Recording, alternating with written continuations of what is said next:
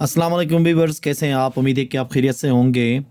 आज के इस लेक्चर में हम इंग्लिश कॉन्ट्रैक्शंस पढ़ लेंगे जो कि इनफॉर्मल होते हैं, ये रिटन में ज़्यादा इस्तेमाल नहीं होते हैं। जिसमें हम आज गोना, गिमी, वाना, लेमी, डोनो, यूस्टा, डोंचा, हैफ्टा, हैस्टा को डिस्कस कर लेंगे।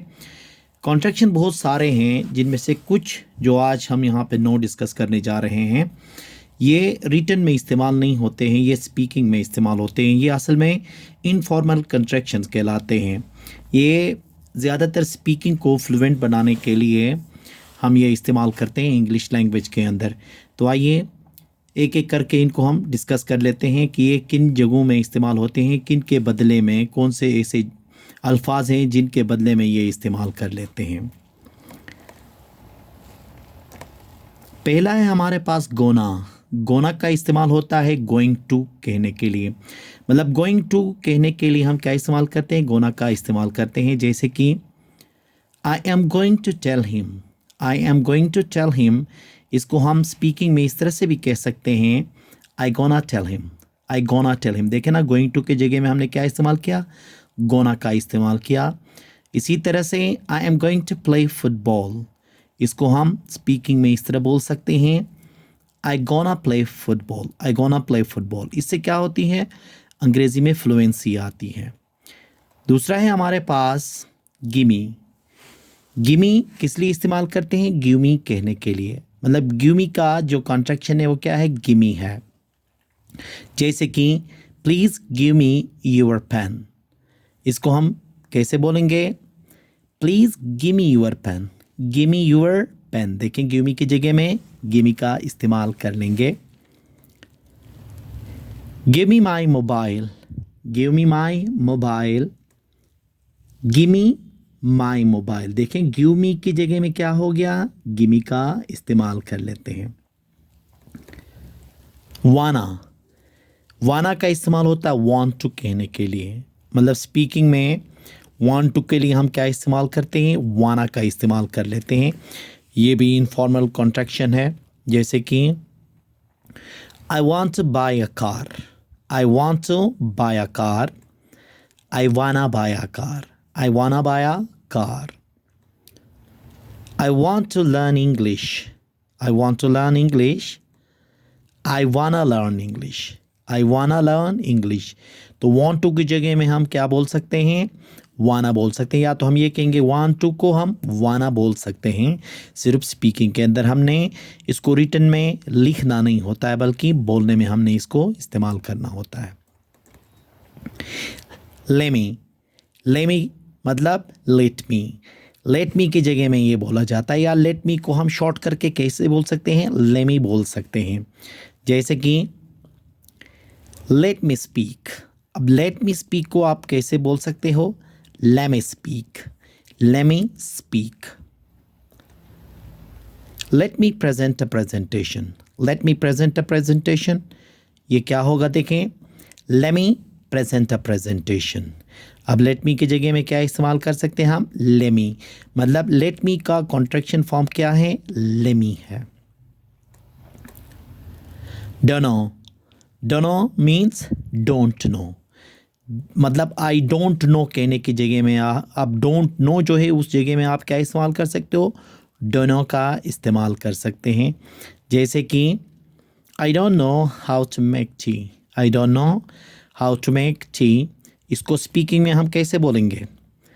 आई don't know how to make tea, I don't know how to make tea. We don't know where to go, we don't know where to go, we don't know where to go, we don't know where to go। don't know को क्या बोलेंगे? don't know। ठीक है।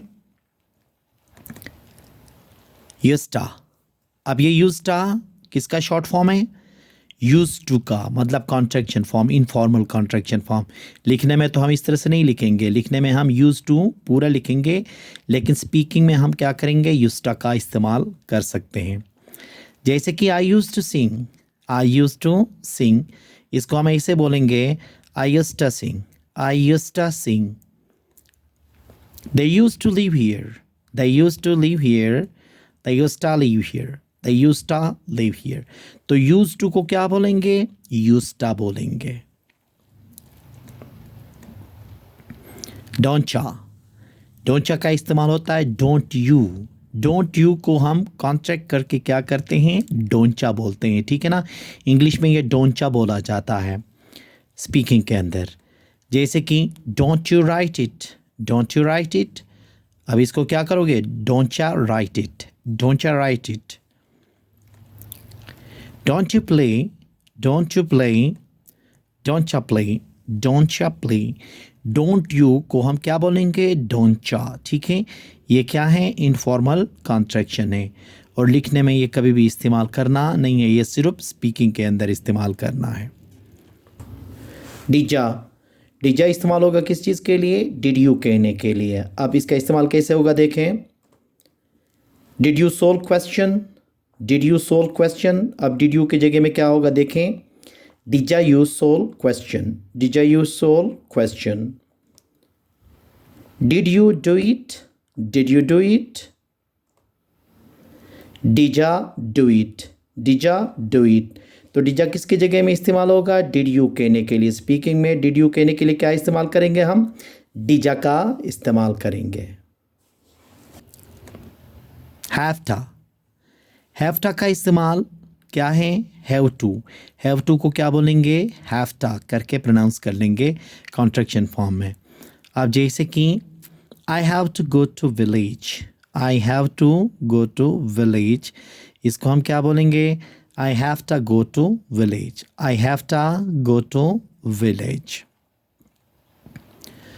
आई have to take admission in college. I have to take admission in college.